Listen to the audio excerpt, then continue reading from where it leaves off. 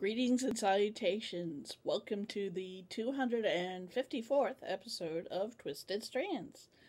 My name is Jeannie, but you can call me JD, which is my name on lots of other places, including and especially Ravelry, which is a social network that I am allowed to peruse if I'm at work, but I don't do it when I'm busy. I promise. So anyway, this past weekend was my Rhinebeck adventure with my friend Leanne, who is awesome. It was her first Rhinebeck, so she was a little overwhelmed, but even though I've been there a few times, I get overwhelmed. So there you have it. It's something you really need to do for 2 days, I think. And the people watching alone was awesome this year. I love how everybody displays their finest knit gear. Thankfully, it was cool enough for us to do so. And I got to meet many awesome people, including Stephen Waters, who is great. I got to meet his husband, Art. And I got to see the Canadian knitter, who is such a sweetheart. And she wore her pretty gray sweater, I think it was gray, with the pink accents. And I got to see Amy, who does the Hudson River podcast. Sorry, Amy. You're awesome, you know that. And I got to see Steven and his partner Andrew, and they do the leading man art yarns. You know, it's beautiful yarn, really lovely eye for color he has. And yeah, and I got to see a few of you, which is always an honor and a privilege, and I appreciate it. And Intuit Knit, I got to see you. And I wanted to say thank you to those that commented.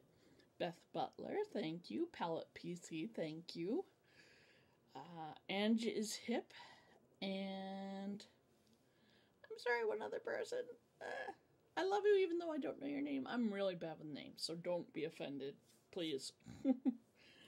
This episode is brought to you by Seltzer, as I had a really sad and upsetting revelation that I need to control my appetite and such because of diabetes. I don't want my diabetes to take over my life, but eating sweets and other high carb stuff, because I feel like it shouldn't take over my life, is the way it does, because it will make me sicker if I keep doing life this way. So there won't be much beer in my life. I do have some sangria. I should have brought that out because it's a tasty treat. But anyway, yes, I did eat my cream puff. Naughty me. It was big. I don't know what kind of drug they put in those, but they are just so damn good and tasty. So anyway, I think I mentioned everybody. I'm sorry if I didn't. Thank you so much for tuning in today with me and watching and all that. Let me show you my purchases from Rhinebeck. I bought the t-shirt. They were out of the bags. There was this awesome black tote bag with many pockets, and they were awesome. But Leanne and I reached the tent a little too late for that. But I was there back in 2016. And when I saw these awesome bags for sale, I said, hey, still authentic. I was there. I just didn't hit the tent. Trust me, that I won't be making that mistake again. Yes, sirree. And here is my yarn purchases. And I know I have a lot of yarn, but one, I finally got to the Dragonfly Fibers tent area, which is like all the way the hell back in like one of the way back barns. You can smell the sheep from there. I went a little nuts And that's where I made my yarn purchases. This is just feeding the stash. This is their Super Traveler, which is a pretty bulky. It's chunky. But look at this. This is just stunning. The purple and the green and the black, I love it. And it's so freaking soft. It's Aurora Borealis colorway. And it's super wash merino and it's just delicious. I love it. And then I saw this beautiful shawl on display. You know, like just like the stores do. They want to show you their yarns at the best. So I fell in love with not only the shawl. I wonder if I have it in here. It's called Silverleaf. The pattern is called Silverleaf. So I bought these beautiful sport weight colors. And this is Golden Compass in Silky Sport. Look at that gold. Isn't that just delightful? Yummy. And then this is the one I fell in love with first. This is Firecracker. And this is a different base, but still sport weight. Damsel. So, yeah. But this color is called Firecracker, and I just adored all the different colors in this. And when I decided I was going to do Silverleaf, I said, okay.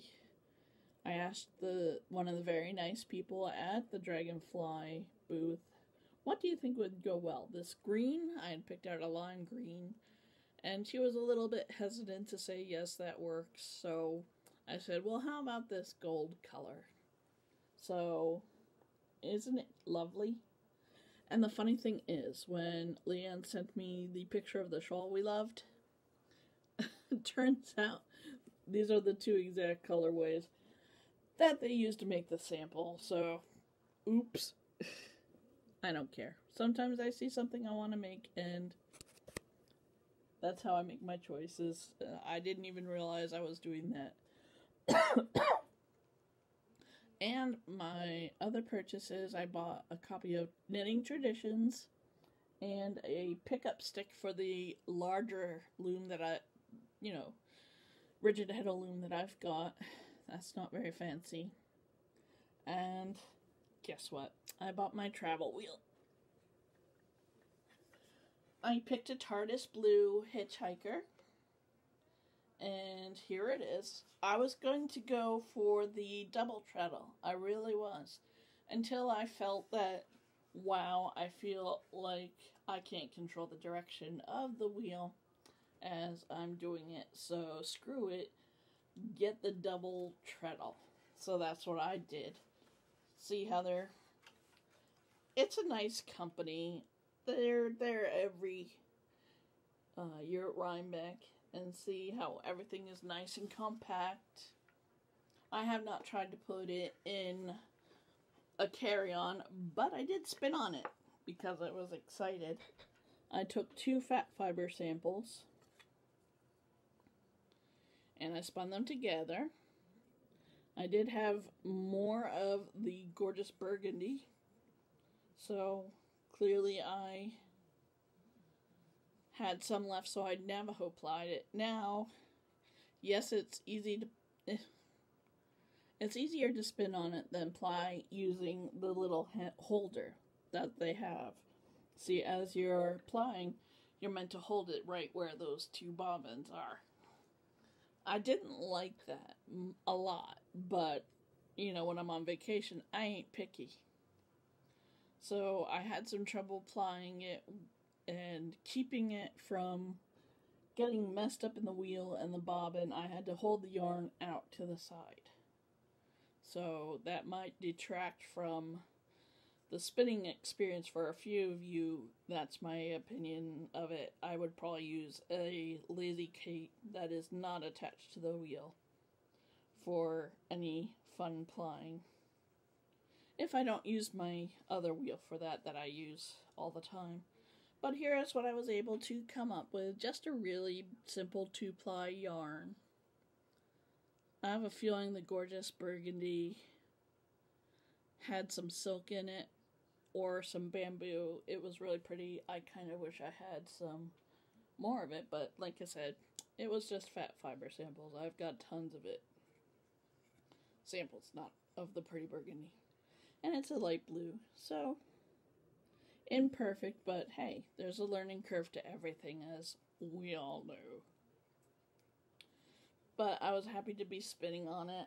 I'm going to take a huge bump of fiber that I already pre-drafted, and it's like this huge.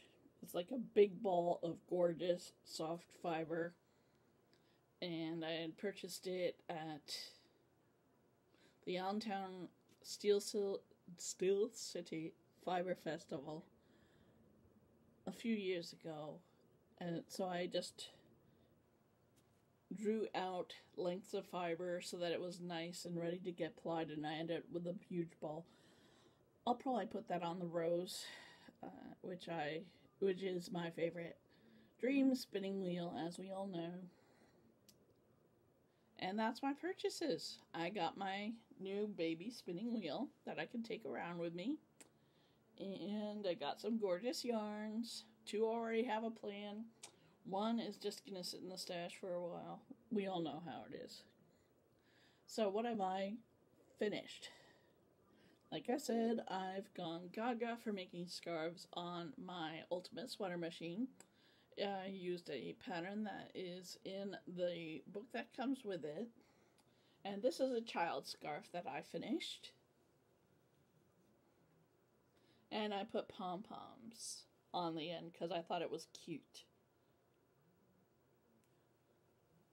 So I bought some pom-poms. I had a coupon at Joann's, and it takes like half an hour to get there, up and down, through the mountains, through the woods. To Roxbury we go. And I bought 2 different sets of clover pom-pom makers and some fabric for a commission that I accepted from another coworker.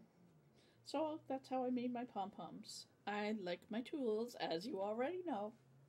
So that's my finished object, but I did finish knitting other objects because knitting machines are quickie little things. Now this one is totally screwed up. I don't know what the heck I did. It's not my best machine network, and it's going to be a bear to finish, but I think it'll be long enough to be a scarf for an adult. And I used up 2 skeins of DK weight yarn. Now, since it's a scarf I intend to have for an adult, and I'm out of yarn, I am just going to gather the ends like I did for the nice brown scarf and sew it up, and that'll be the end of it. So it's striping yarn, which was really fun to watch happen. As you can see, oof, I did not do well with the process of making it. The knitting was okay, but my edges get screwed up, and you're supposed to drop the stitches. And while some of the areas are perfect, let me see where I screwed up here. Because I know I did. Yes. Some of the yarn split and got messed up, and I ended up with yarn I could not drop the stitches on. Oops. Sorry, person who will be getting this from the soup kitchen. I am a novice at the machine knitting and the working of my machine knits. So this one just needs to be sewn up. That's going to be for an adult. This is something that is nearly done. I grabbed this skein of yarn from the church stash because once I saw it, I knew it would be perfect for a child scarf. Maybe a big child, but I think it'll be lovely for someone. It's about, alright, it'll be for a big kid. But I'm going to do pom-poms because I still have plenty left. And yeah, I started working on this. And I did do a better job with the knitting and the dropping of the stitches, but Yeah, my sides are a little messy. And sometimes there's gaping holes in the side. Oh boy. Good thing I let myself be a beginner with this, or I'd be having a fit about the quality of this. Because here's a nice sample. Huge freaking holes in the side. But all in all, I think this is going to be the best scarf that I made. So that is going to the knitting group that is collecting scarves for children. The other two, the brown one and the black and dark gray, are going to go to my church's soup kitchen. And I will continue making scarves for that cause. And what else? Haven't done any cross stitch. Haven't done much sewing. But I have a ton of alterations to do for a friend. She pays me to do them. And sadly, my health has been icky. Both mental and physical health hasn't been that great, so I have not been taking charge of my life like I should. So I'm going to be hitting the sewing room pretty hard this weekend, working on the commissions and the alterations, and hopefully some knitting. Oh, let me show you my work in progress. Now, this, you've seen this before, and I hate working on it. Part 1. Oh, don't tell me I don't have the part that I'm working. Oh, here it is. Yes, here it is. Phew. Where is my progress keeping? This is where I stopped before I started attacking it again. Unfortunately, I had to dig into my stash and pull out one of the other skeins of this nightmare yarn.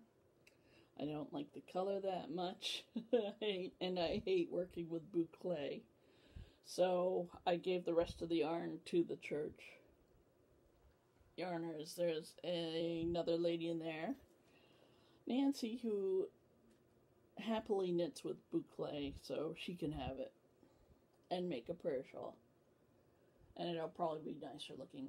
This is a 3-part shawl. It's Lion brand. This is homespun extra big and thick or whatever. That's what she said. Oh. So, yeah, I am almost done. I have like 8 or 9 inches martinet, and then I can sew them together. I will have time to wash it and show it to you, so don't worry about it. But apparently these get sewn to the top of it. There's a shoulder seam. You'll see it when I finish it, because I will be smiling so big when this is out of my hands. Can't wait to finish that project. Oh, blah. You know, that project you take on because you want to do good for your community and show people you're thinking about them in their times of sickness or grief or whatever. But yeah. Anyway, that's my whip. I haven't touched my Halloween stuff. I haven't cast on anything for Halloween. I did rip out that cowl, but I've messed it up so badly that I'm going to have to spend some time fixing it before I finish it. Yeah. My goal for this coming week is to spend some, finish those sewing alterations and commissions. Oh yeah, we're in Stuff and Junk, by the way. There we go, Stuff and Junk. What a week. Ugh. Rhinebeck took the life right out of me. Sunday I was a wreck. So tired. Getting old isn't fun or easy. Unless they're doing it right, and I'm not doing it right, I guess. So, yeah, my plans are to create and keep working on my health and Stuff and Junk. Yeah. exciting things. Oh, in the end, I decided not to put tassels on that scarf because the yarn that I bought because I needed extra to achieve that, it looked awful. It really did. So I didn't, and I don't want to do pom-poms on an adult scarf. So there's that. I did get the latest creative knitting, and there were several beautiful sweaters. I'll do a review of it next week because I forgot to bring it downstairs with me.